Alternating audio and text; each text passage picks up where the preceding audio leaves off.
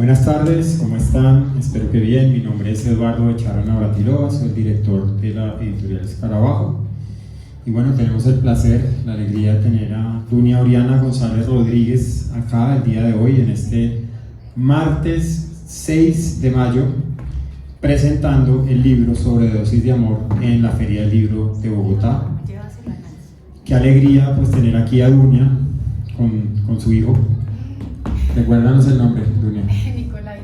Con Nicolai, corriendo de un lado hacia otro, más emocionado que tú, yo creo, Dunia. Así no sea consciente de ello. Yo creo que sí. De forma que, bueno, siempre nos gusta recordar que la editorial Escarabajo se fundó en el 2006 con el ánimo de promocionar, publicar jóvenes talentos a nivel Colombia. Y creo que después de 18 años de fundados, pues hemos ido logrando este objetivo. Hemos fundado el Premio Nacional de Novela Germán Espinosa, sub 35, el Premio Nacional de Libro de Cuento RH Moreno Ugán y el Premio Nacional de Poesía sub 35 Henry Luque Muñoz. Como dicen, el show siempre tiene que seguir. Leamos un poquito de Dunia, para aquellos que no la conozcan o que nos puedan estar siguiendo por el Facebook Live. Dunia Oriana González Rodríguez nació en Barbosa, Santander, Colombia, en 1989. Obtuvo los grados académicos de licenciada en Español y Literatura en la UIS, especialista en creación narrativa en la Universidad Central y magíster en escritura creativa en la Universidad de Salamanca. Ha trabajado como editora académica y literaria en editoriales independientes, organizaciones de derechos humanos y universidades, y docentes de literatura y escritura creativa con enfoque pedagógico hacia la comunicación asertiva en el proceso de enseñanza y aprendizaje. Principalmente se dedica a la escritura de ficción y no ficción con perspectiva feminista. Ha publicado en revistas colombianas, mexicanas y españolas. Es autora de los libros de cuentos Anacronía 2021 y Sobredosis de Amor 2025. Desde el 2024 es columnista en el Quinto. También es creadora y coordinadora del Club de Lectura Emancipadas, un espacio seguro para el análisis con enfoque feminista de textos escritos por mujeres desde el 2022. Actualmente es librera fundadora de Selva Viva desde el 2024, única librería especializada en edición independiente colombiana y formación de semilleros de lectura infantil y juvenil.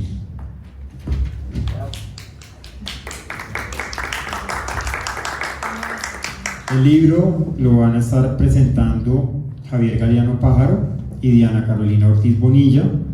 Bienvenidos a esta presentación, chicos. Y escribí de palabras de contratapa las siguientes: atravesado por la bruma de la melancolía, con los dientes de la tragedia hincados en la piel y el extrañamiento latente en cada una de las escenas, este libro es un shock de adrenalina, una voz de alerta, un faro en medio de la noche. Sus historias nos recuerdan lo difícil que es llegar a buen puerto en el amor. Por otro lado, nos muestran sus palabras más rojas: si no existiera, seríamos barcos a la deriva, sin puerto donde atracar ni destino que nos volviera a mostrar los ojos. ¿Qué tema es el amor, Dunia? Bueno, es un tema que nos funda como seres humanos, que nos atraviesa. Este es un libro vanguardista, de unos cuentos muy interesantes acerca del amor, y dejaremos entonces que sean Diana y Javier quienes nos guíen por este conversatorio alrededor del libro. Muchas gracias, Eduardo. Gracias, Dunia. Gracias, Diana. Gracias, Nicolai. Yo quería iniciar de pronto esta charla hablando un poquito sobre mi percepción sobre esta obra, sobre este libro, que se podría clasificar como un libro de cuentos, pero que también tiene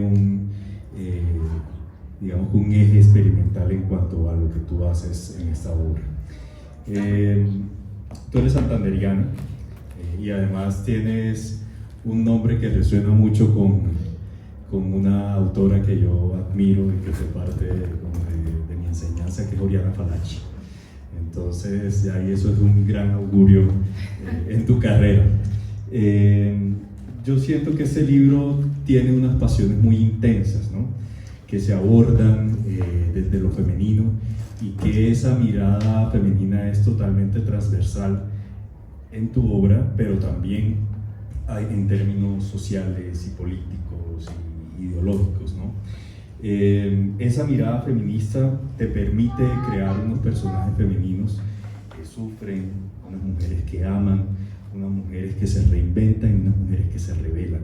Así como te revelas tú, y te revela también el libro en su estructura, porque no se acoge como a unas formas y a unas convenciones, ¿no? Esta reunión, digamos que de cuentos, tiene un hilo conductor que es el amor, pero también el hilo conductor del exceso. Yo lo veo muy claro en muchas de las historias, y lo que hablábamos antes de esta charla tiene que ver también con la pertenencia, las historias que tú sientes que le pertenecen a las mujeres. Entonces yo quería iniciar con esta reflexión para darte paso, para que nos cuentes cuál fue el génesis de la obra, cuál fue el origen, de dónde proviene. Ya me habías comentado que esto viene de un tiempo atrás y que tú le haces como honor a una escritora anterior que fuiste. Entonces, háblanos un poco sobre el origen de Sobredosis de Amor. Muchas gracias por tu presentación y por la interpretación que has hecho de mi obra. Tienes razón, este es un libro que yo escribí entre los 19 y 20 años. Como lo dice Eduardo, es un libro vanguardista quizá, no sé, pero sí tiene mucho experimental. Lo escribí cuando estaba iniciando mi carrera como escritora, en ciernes podría decirse, y como también lo mencionaste, son historias que nacen desde el deseo de rebelarme ante unas imposiciones tradicionales patriarcales, desde lo académico literario. Es decir, cuando inicié a escribir, asistí a un taller de escritura donde predominaban los hombres, más o menos eran como 30 hombres, leíamos solo hombres, en las clases de literatura solo leíamos y veíamos la vida de los escritores, y pues a mí me faltaba mucho, o sea, yo leía esto y pues aprendes bastante. El libro también pues tiene unos guiños ahí, unos homenajes metatextuales como a los maestros de los cuales aprendí bastante, y que me ayudaron a revelarme o a buscar mi propia voz. Entonces sí, lo escribí en ese tiempo, y cuando lo mostré algunos textos, pues eran incomprendidos para las personas de este entorno, y pues entonces yo decidí que no los iba a publicar, y pues los dejé guardados, y los dejé allí durante bastantes años. Trabajé sobre ellos durante los últimos 15 años, e incluso me gustó mucho que Eduardo, Hugo y Bianca, que fueron los editores que me acompañaron en esta última fase, también me permitieron mirar otras cosas que se podían agregar y podían funcionar digamos, en el armado de la obra, en la selección. Entonces, pues ha sido un trabajo de rebelarme como contra estas estructuras tradicionales para darle voz a estos personajes como tú lo mencionas, ¿no? Era necesario romper un poco esas reglas de cómo se narra un cuento tradicionalmente, teniendo en cuenta, por ejemplo, que mis maestros, en este caso, de los cuales yo bebí para escribir y tener como formación, pues lo que se llama el boom literario, que solamente, ¿no? Estábamos hablando hace un rato, que solo mencionan a unos cuando hay un montón también de mujeres allí invisibilizadas. Principalmente yo leí los hombres, pero me faltaba, ¿no? Me faltaba como leer otras cosas, otras voces, y encontré a Caicedo y a Chaparro Mayedo, y ellos me ayudaron como a entender que uno puede también escribir y leer desde otro lado, y permitir que estas mujeres que están allí retratadas, que están fuera del deber ser o de los estereotipos o de los roles establecidos por la sociedad, también existieran en esta libertad, ¿no? de rebelarse como contra estas historias de amor, que son atravesadas por el amor romántico principalmente. No sé si abordé la pregunta. Sí, está muy bien. Yo tenía una pregunta sobre la escritura de tu libro que se me hizo bastante interesante y sobre todo la relación con la poesía y la música. Me pareció muy chévere que incluyeras mucha voz femenina. Casi todas las citas que yo vi eran de poetisas y también me hizo mucho como, no sé si no ruido no es la palabra, me llamó muchísimo la atención que incluyeras también bandas musicales y a Janis Joplin, por ejemplo. Entonces quisiera que me contaras cómo diste con esta estructura y por qué decidiste incluir como esta musicalidad en tus cuentos. Bueno, me encanta que me hagas esta pregunta porque pues esta música está presente en la escritura de los textos. Siempre nos habían hablado que los textos tienen que llevar como una musicalidad en la forma tradicional, por ejemplo de la poesía, de la lírica y todo eso.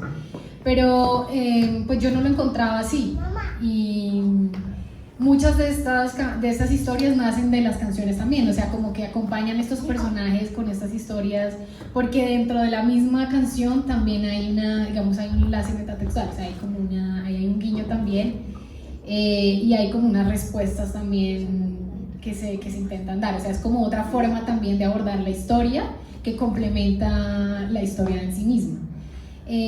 Estos personajes que son también como de 20 años, ¿no? O sea, que pueden ser entre 15 y 20 años, que son personajes jóvenes que están buscando su propia identidad de alguna forma. Creo que la música y sobre todo el rock es algo que nos permite en estas épocas, como en esta época que uno vive, de intentar encontrarse en un lugar cuando no haces parte como de, cuando estás como al borde o al límite o cuando estás al margen, ¿no? Como hablábamos un poco. Me he sentido un poco al margen siempre. El rock siempre fue como, y siempre ha sido una forma de encontrar un espacio seguro de enunciación en cuanto a esa manera de rebelarme, ¿no? Como de sentir esa rebeldía que no es como de quiero salir a darle patadas a todo, sino de quiero cambiar algunas estructuras de la sociedad que no me permiten enunciarme desde donde yo necesito hacerlo, ¿sí? Entonces, claramente Janis Joplin, como pues muchos sabemos y los que no, fue una figura muy representativa y que se rebeló y que fue una de las mujeres que le tocó también lucharse su lugar, su forma de narrar y pues obviamente era una enamorada empedernida, ¿no? Entonces también ahí hay como unos guiños que hacen parte y que configuran más la obra. Perdón, en cuanto a lo de la poesía, que se me había olvidado, sí, principalmente muchas de las historias están narradas desde un narrador o personaje masculino, entonces yo quería hacer como una especie de equilibrio para que las voces se mantuvieran un poco en equilibrio, o sea, si entran a leer allí siempre hay un diálogo entre hombres y mujeres o entre lo masculino y lo femenino, entonces esa era también como la intención. Sí quedó. A mí eso me pareció muy interesante porque hablábamos antes de esta charla que desde la literatura puede haber un cuestionamiento sobre qué es lo que se considera una voz femenina o qué se considera un registro femenino o un registro masculino, ¿no? Y tú como que replanteas eso de algún modo y yo digo que más allá de los géneros te permites un juego y te permites experimentar y te permites explorar, ¿no? Yo quería que abordáramos ya un tema de pronto más profundo, más político, que es esta mirada feminista que tú tienes en torno a toda tu obra. Tienes una publicación anterior a esta, y esta, digamos que en términos de antigüedad es mucho más antigua, pero ya contaba con una mirada feminista y una propuesta, ¿no? Tú dirías que de pronto esa mirada, son dos preguntas, que esa mirada se construye de una forma consciente en tu caso, o que es inevitable, o que también digamos que se podría abordar esa mirada como desde una narrativa desde lo masculino, ¿no? Como que podemos de pronto los hombres construir también una mirada feminista. ¿Cómo lo ves tú? Compleja la pregunta. Bueno, voy a abordar la primera parte y yo también lo había pensado cuando empecé a leer nuevamente mi obra.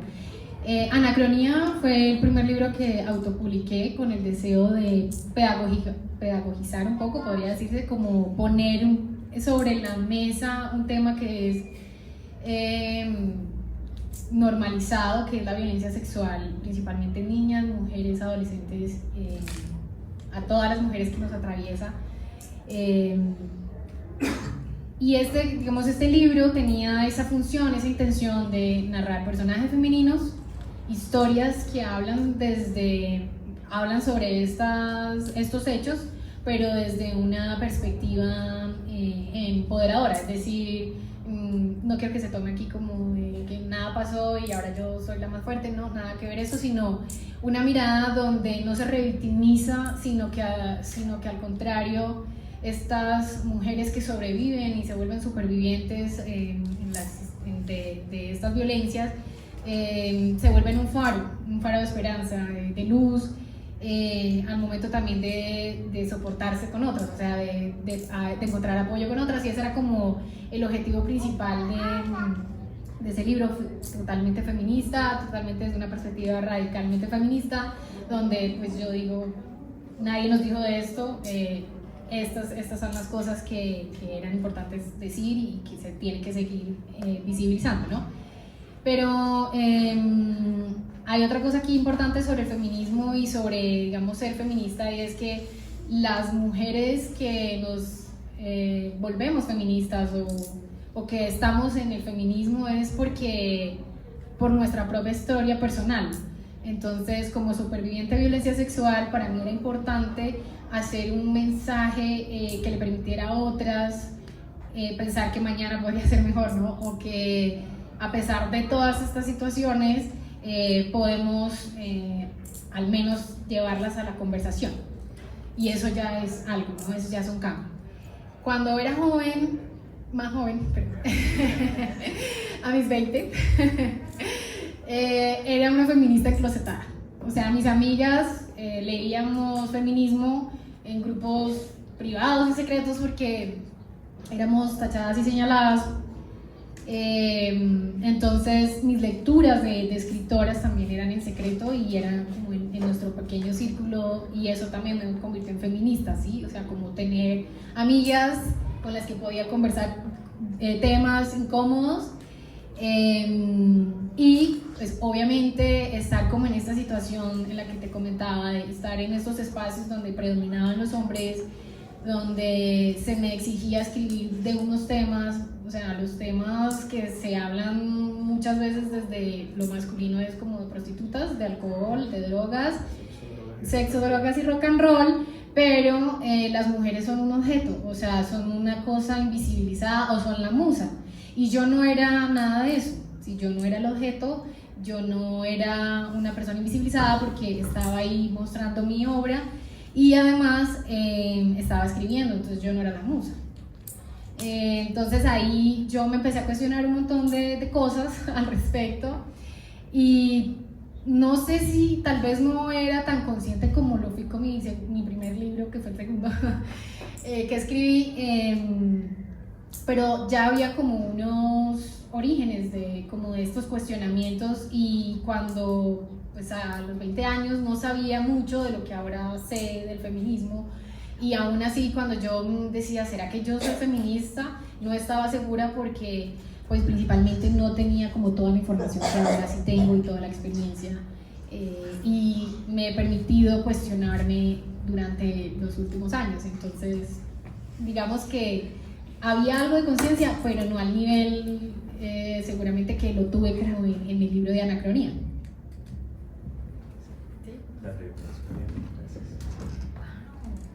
Hablando también de feminismo, porque es un tema que a mí también me atraviesa particularmente. Mi obra también va mucho del feminismo. También te quería preguntar la perspectiva del amor desde el feminismo. O sea, es muy interesante cómo tú abordas el amor en tus cuentos, y quisiera preguntarte por qué tratar el amor desde esta voz. Más complejo todavía. Bueno, quizá eso sí no lo hice conscientemente, tengo que ser sincera, porque muchas historias también surgen de las experiencias de ese tiempo y de las experiencias que vivían mis amigas y mis amigos alrededor.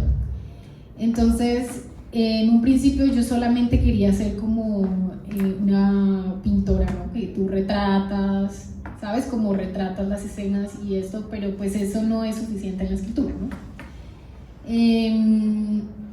Cuando yo empecé a hacer estos retratos, tuve que indagar un poco más sobre el amor romántico, ¿sí? Porque a mí me parecía que relacionarme de esa manera no me hacía feliz, ¿sí? Principalmente no me hacía feliz relacionarme de forma tóxica, como ahora se dice,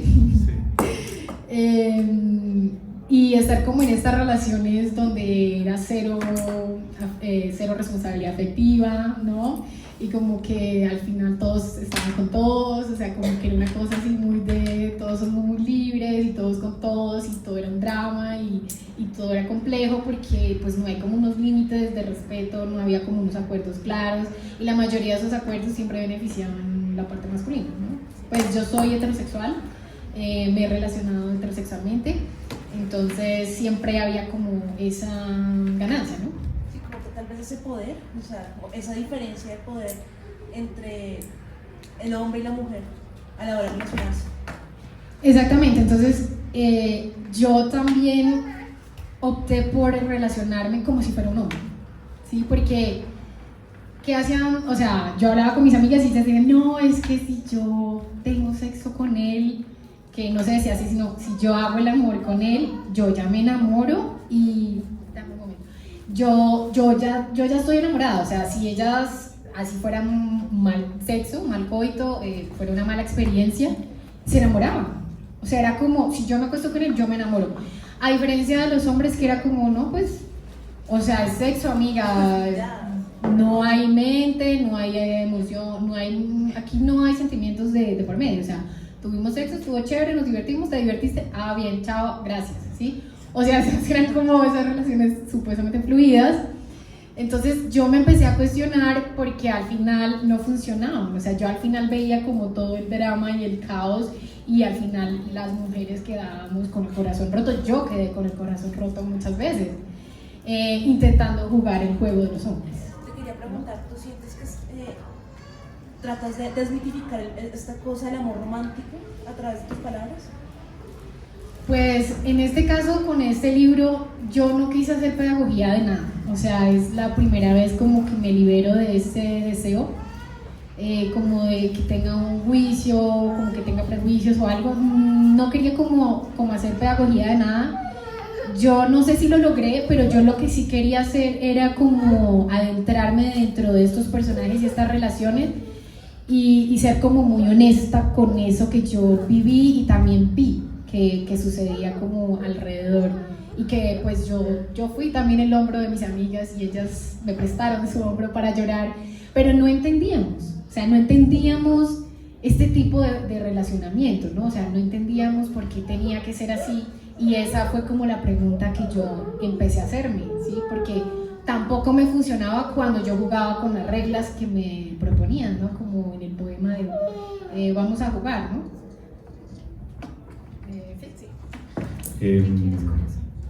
Precisamente hablando de esos personajes que yo creo que en ellos se refleja gran parte de tu experiencia y la experiencia de tus amigas. Ahí hay unos personajes femeninos que tienen mucha fuerza, que tienen mucho deseo, que también están llenos de contradicciones y también están llenos de un hartazgo, ¿no?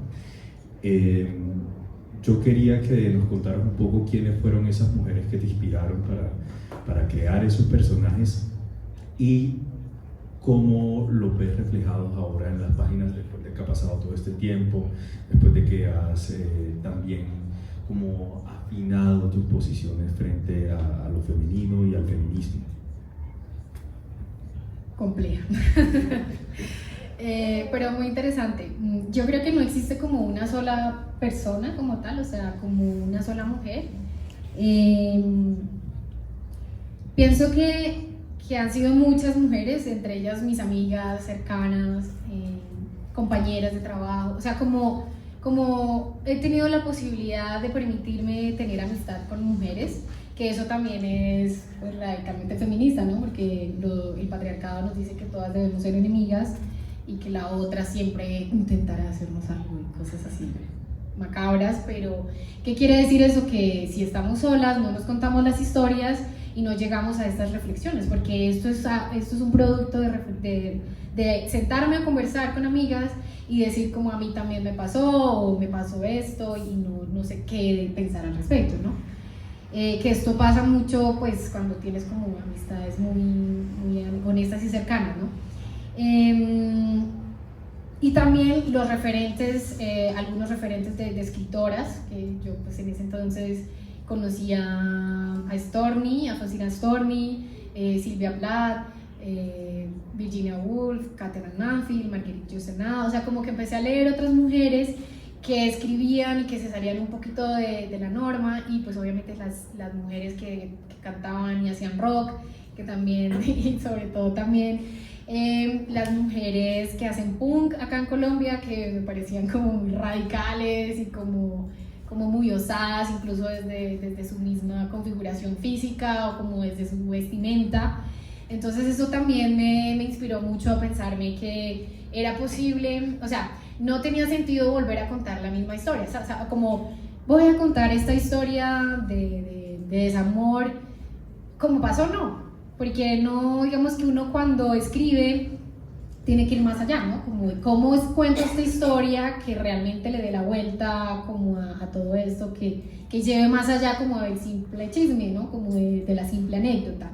Entonces creo que esos son como los referentes que he tenido principalmente. Hablando de tus referentes y también de tu mismo proceso de escritura, yo quería preguntarte por la voz. ¿Cómo sientes tú que interactúan estas voces masculinas y femeninas en tu texto?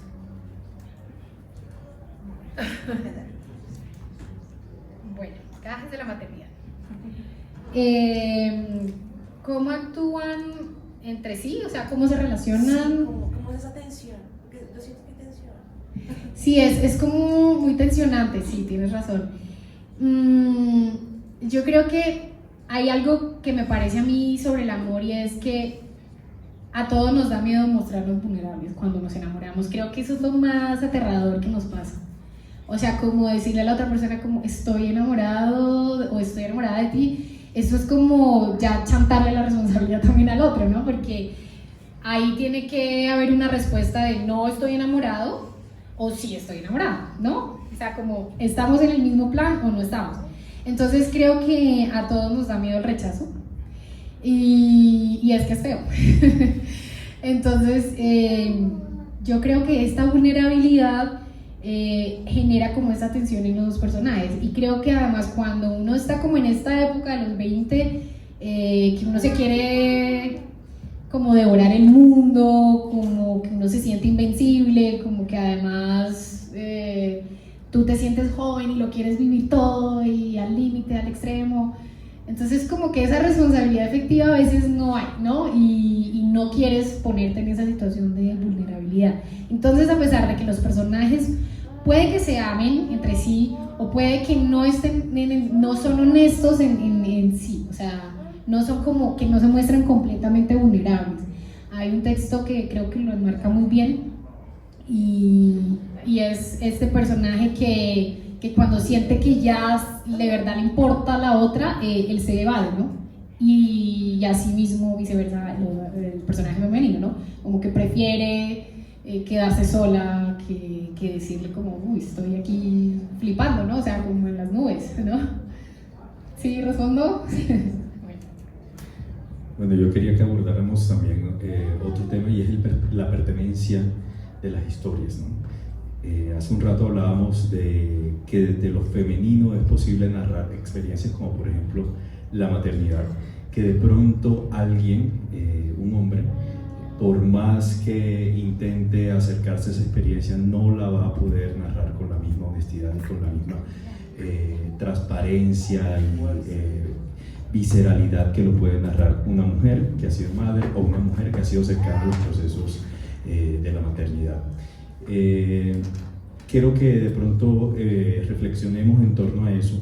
¿Por qué tú ves la importancia de eso? Y también, ¿cuál es la importancia de, como escritora, narrar este tipo de historias y ser como, de alguna forma, un reflejo o un punto de referencia para escritoras más jóvenes y niñas que vienen detrás, que de pronto no se sienten como con la potestad o el sentido de pertenencia de sus propias historias, porque siempre les ha sido negado, ¿no?, de alguna manera históricamente?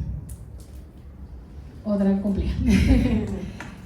Bueno, hace poquito estábamos hablando sobre eso de qué podemos narrar las mujeres y qué los hombres, ¿no? Como que eso es algo que a fin de cuentas no debería pensarse así, porque todos podemos hacer el esfuerzo o el ejercicio, porque entonces las sillas ustedes no pueden narrar desde nuestra perspectiva desde la silla, ¿no? Porque eso también lo hacemos, o desde la perspectiva de un gato, de un pájaro, de un edificio, una casa.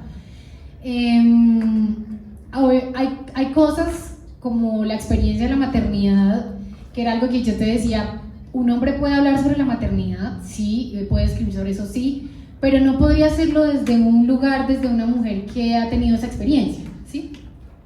Ahí porque no tiene la experiencia como tal, ¿cierto? Podría hacerlo desde un lado de observador, ¿no?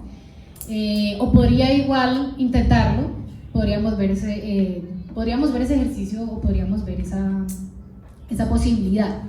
Y sería muy interesante, porque es algo que yo también me permití en ese libro de cuentos, narrar desde personajes masculinos y desde los mismos narradores también masculinos, generar allí como, ¿cierto? Como unas perspectivas que yo me atreví a pensar, porque me daba curiosidad saber cómo pensaba esa otra persona, ¿no? O ese narrador, cómo podría decir esto, porque lo intenté desde un narrador femenino y no funcionaba, ¿sabes? Entonces ese también es como un ejercicio que podemos hacer. Obviamente hay como limitaciones, ¿sí? No es lo mismo que si yo quiero escribir una obra en un contexto africano, yo vivo allá en África, en ese contexto, no es lo mismo que si yo solamente hago investigación. O sea, como que la experiencia de primera mano creo que marca la diferencia en muchas cosas, pero no quiere decir que eso sea un limitante. Me parece que es importante aquí como abordarlo y abordar otra cosa, que es lo que hablábamos también, y es podemos escribir de lo que queramos, ¿sí? Siendo hombres o mujeres o como nos identifiquemos o nos sintamos. Creo que eso es importante hacerlo, y también lo que tú decías es válido, o sea, es válido hacerlo. Yo creo que yo me he atrevido a hacer estas cosas principalmente por mi misma rebeldía, o sea, como de rebelarme a unos deber ser, o sea, tú debes ser esto y ya. Yo soy una persona que yo no tengo privilegios, pero por ejemplo no soy una persona de clase alta, no tengo privilegios como económicos, o sea, yo soy una persona que soy una escritora asalariada, podría decirse. Vengo de unos orígenes humildes, campesinos. Mis abuelas y mis bisabuelas murieron analfabetas, mis abuelos también, aunque bueno, ellos sabían firmar su nombre y hacer cuentas. Entonces, ¿qué era lo que se les permitía a los hombres? A las mujeres no. Entonces yo siento que es una deuda también con mi árbol ancestral. Mi abuela materna se lamentaba mucho que la hubiesen sacado de la escuela. A ella le encantaba leer y le encantaba como tratar de leer, ¿sí? Aprender. Y mi madre también me inculcó mucho como eso, como voy a heredarte el deseo de aprender, como de aventurarte, de explorar, de que creas que aunque es difícil, el mundo puede ser posible, el mundo que tú quieras construir para ti es posible. Entonces creo que eso también me ha permitido a mí abrir como estos espacios, porque sí es para mí, pero también principalmente para otras mujeres que están allí escribiendo en soledad, o que también les dijeron que su literatura apestaba y que no tenía sentido y que mejor se dedicara a vender empanadas en la puerta de la universidad, o que se dedicara solamente a hacer las notas de maestra, ¿no? Porque yo pues estudié licenciatura y es muy curioso porque allí lo único que nos decían era que nosotros solamente íbamos a ser maestros y ya, o sea, como que tú vas a la clase, como si la lectura, la escritura, el mundo de las letras estuviera desligado de la enseñanza de la literatura, o sea, como que esto era muy desligado. En esa, digamos, como en esa incoherencia del discurso, pues menos mal, y también haciéndole caso a García Márquez, me fui a las clases de filosofía y allí la forma como se aborda la literatura desde las cuestiones de la filosofía, pues a mí me amplió mi perspectiva y pues yo dije, esto se complementa, esto tiene sentido y no debemos como limitarnos solo a lo que nos dicen que tenemos que hacer, ¿no? Como que eso es algo importante, no sé si lo... bueno. Yo te tenía una pregunta un poco curiosa, partiendo del hecho de que yo pienso que nosotros como escritores somos también performáticos, de alguna manera somos actores. Cuando escribimos hacemos ese proceso de como inmersión y volvernos casi el personaje para entender la psicología del mismo. Sí. Entonces me hace muy interesante eso que estabas contando ahorita, de que podemos narrar desde diferentes perspectivas, que podemos narrar siendo la silla y estamos haciendo casi la actuación de que somos la silla. ¿Tú cómo sientes como este proceso performático en tu escritura y cómo sientes que es como la narración para, ¿cómo decirlo?, transformante a tus personajes a la hora de escribir? Muy interesante. Bueno, yo pienso que cada historia también nace como de un impulso, o sea, para mí las historias todas tienen como un camino distinto de creación, entonces no podría decirte como mi método es, no, pero sí hay como unos detonantes, creo que eso es lo que a mí me funciona, como los detonantes. En este libro había canciones que me detonaban como escenas y a partir de eso empecé a jugar con estos personajes y obviamente escuchar como la música a todo volumen y como meterme en el cuento y como que en un punto yo decía como pobres mis vecinos porque no escuchan esta música, pero pues también es como una forma de permitirnos vivir otro momento, ¿no? Como salirnos un poco de nosotros mismos, ponernos en el lugar del otro. Creo que eso es un poco también para aprender de empatía, ¿no? Como que yo siempre he sido como muy empática y eso también me gusta hacer ese juego, como de entrarme al otro personaje. Al principio tengo que decir que tenía muchas autocensuras, o sea, me censuraba como estos procesos de creación, me sentía muy rara y muy incómoda y como lo que les decía, había un ambiente como de las mujeres escritoras están locas, se van a suicidar y en cualquier momento pues todo es malo, todo es fatal y yo tenía miedo de terminar en ese final, o sea, en ese destino, o sea, como que ahí había como una censura por ese lado principalmente y por el otro porque pues yo no crecí en un espacio como de artistas ni nada de eso, o sea, como que yo misma me he abierto a ese camino. Entonces, como, permitirme esos espacios de estar ahí escribiendo, pues sí, es raro, todavía a veces es raro, pero realmente lo disfruto. O sea, disfruto porque es como que me salgo del tiempo y del espacio, o sea, como que estás ahí y no estás, pero a veces es muy incómodo cuando estás escribiendo una historia y estás como muy despistada, o sea, yo me siento muy despistada todo el tiempo, incluso cuando voy a pasar la calle tengo que estar atenta porque estoy pensando en las historias o este personaje debería decir esto o tal vez yo debería cambiarlo, o sea, como que a veces uno vive dos vidas al tiempo como en una irrealidad y eso también lo quería mostrar en los personajes. Estos personajes no son como los estereotipos tal cual, o sea, no juego con estos estereotipos porque todo el tiempo también se está saltando un poquito esta realidad de la que viven, ¿no? Como que se la quieren fugar por algún lado, ¿no? Bueno, yo creo que podemos ir cerrando esta conversación. Yo tenía, digamos que una anotación final y era ese compromiso que tú de pronto has recalcado acerca de la percepción que pueden tener lectoras, sobre todo mucho menores que tú, con lo que tú planteas en Sobredosis de Amor, ¿no? Entonces, y el mundo de posibilidades que se puede abrir para las mujeres que se dedican al arte. Entonces, si quieres, podemos cerrar un poquito con eso y le damos paso a Eduardo para que demos cierre al evento. Bueno, yo siento un montón de responsabilidad, pero estoy segura que resistir en la pasión que nos llena la vida, o sea, en cualquiera que tengamos. Yo pienso que crear no limita a ningún área de conocimiento, y a las mujeres jóvenes que están allí en sus guardillas preguntándose y dudando, no lo duden, láncense. O sea, es importante salir y importante mostrar el trabajo que uno hace. Se puede llevar muy buenas sorpresas. Gracias.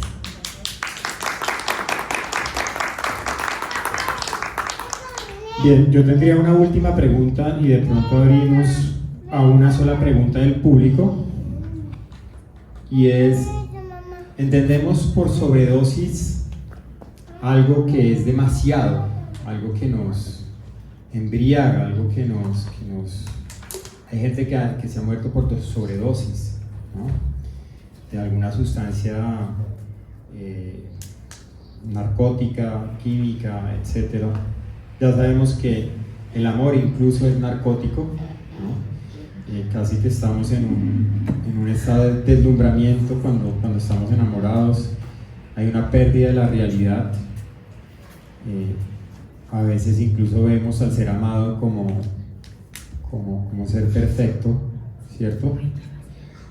Hablemos un poquito de esa sobredosis de amor con relación a tu libro. Pues el libro lleva el título de Sobredosis de Amor. Bueno, el amor romántico mata, y es la sobredosis como de ese bonding, ¿no?, como de esa gran atención que te dan, y como de ese gran deseo de sentir que otra persona tiene poder sobre ti, ¿no? Y yo pienso que hay muchas formas, como tú decías, ¿no? Los narcóticos también pueden llevarte a la muerte, ¿no? Como esa... en un punto, si te dejas como llevar por ese poder que te dan, o sea, o ese poder de, así sea, evadirte, también te llevan allá, ¿no?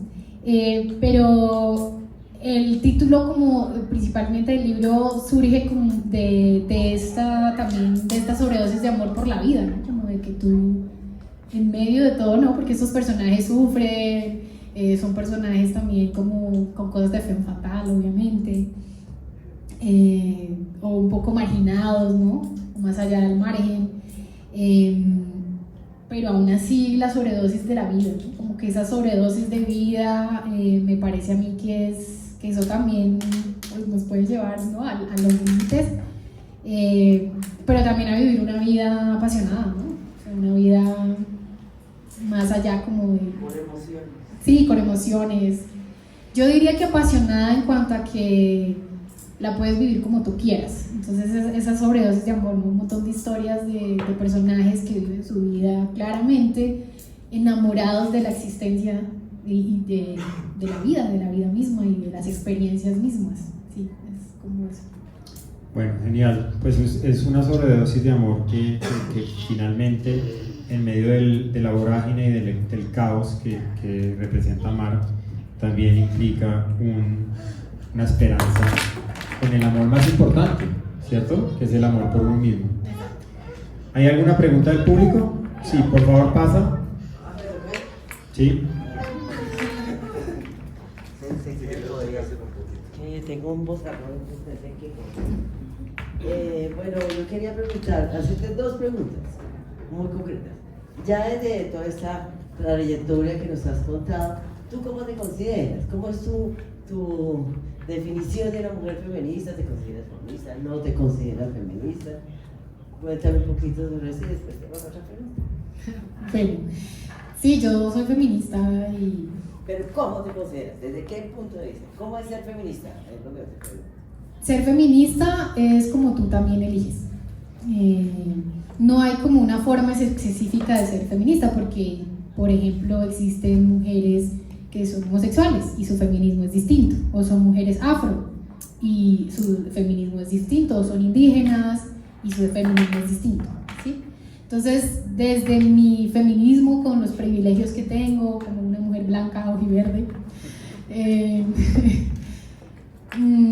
me considero que soy una feminista que se permite reflexionar y que, aunque tengo los privilegios, no me nulan la empatía con las otras realidades de otras mujeres y de otras personas y de otros hombres también, porque hay hombres que también han sido, que son también víctimas del patriarcado, y soy una feminista abierta a pensar todo el tiempo, a aprender, que creo que eso es como el objetivo principal de mi vida, como tratar de aprender de las otras personas, de las experiencias de las otras personas, y obviamente construir un mundo mejor para todos y principalmente para mi hijo, que es un niño, es un hombre, que será un hombre, y que espero sea un hombre también feminista, es decir, que sea un hombre que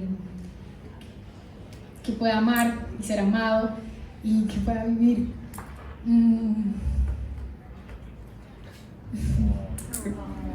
Última pregunta, ahora sí, brevísima, si la ibas a hacer. Sí, claro. Y ahora te pregunto, para ti, la más trillada de todas, para ti, ¿cómo miras el amor? Ya que eres mamá, ya que has vivido tantas experiencias, ¿cómo definirías tú el amor? Tú. Bueno, yo quería terminar la otra, y es que desde que soy madre me he cuestionado mucho cómo educar a mi hijo para que las personas a su alrededor se sientan a salvo y no sea violento. Entonces, esa era la otra parte. El concepto de amor para mí ha cambiado muchísimo. Pero pienso que hay muchas formas de amar también. El amor de mamá, por ejemplo, es algo nuevo para mí, inexplicable, profundo, infinito, transformador. Y es lo mejor que me ha pasado, porque me ha permitido lanzarme y ser valiente y mostrarme. Entonces eso creo que también hace parte como del amor propio, y es como una ráfaga como una cascada, ¿no? Así como un potente, que te llena de cosas maravillosas, ¿no? Pero pues también está la otra parte, ¿no? Que me deja ver como esas sombras que me habitan, como las cosas que no he querido ponerle atención. Eso también me permite el amor, ¿sí? Como un sentimiento que es tan grande, en el que quepo yo y caben muchas personas, con todas las dimensiones que nos habitan el ser humanos, ¿sí? Como con esto de ser buenas personas y ser malas personas, ¿no? De embarrarla, de pedir perdón, de ser vulnerables, de todo eso. Creo que eso es como para mí el amor. Y pues trata de no ser tan tóxico. No sé si hay otra pregunta. Bueno, pues Javier, ¿tienes algo por decir, o Diana Carolina? Bueno, nada, de verdad muchísimas gracias por haber asistido, en mi nombre personal, en el de la editorial Escarabajo, todos sus colaboradores. De verdad nos sentimos, Dunia, de verdad muy agradecidos también contigo por confiar en nosotros como tu editorial. Ya sabes que esta es tu casa. Siempre solemos repetir que este es el nido desde el cual voló tu libro. Ya tu libro acaba de ser lanzado a la vida, a los aires, a los horizontes. Nunca sabemos a dónde puede llegar un libro, entonces estaremos expectantes para ver a qué horizontes puede alcanzar. Le deseamos gran y larga vida a tu libro. Muchísimas gracias a Diana Carolina, Javier, por la presentación.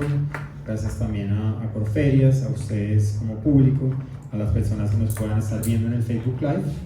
Recordarles sencillamente que el libro está a la venta aquí en la Filbo, también en el stand de Escarabajo del pabellón 6, en el pabellón 17 también, y próximamente en librerías a nivel nacional, de forma que qué alegría, y muchas gracias por tus palabras, y sigue escribiendo, sobre todo a pesar de lo que cualquier persona pueda decir, porque uno escribe es como un mecanismo de comunicación, sobre todo, y de expresión con uno mismo. Y cuando es sincero con eso, pues llega a muchas personas. De forma que felicitaciones y muchas gracias a todos. Gracias.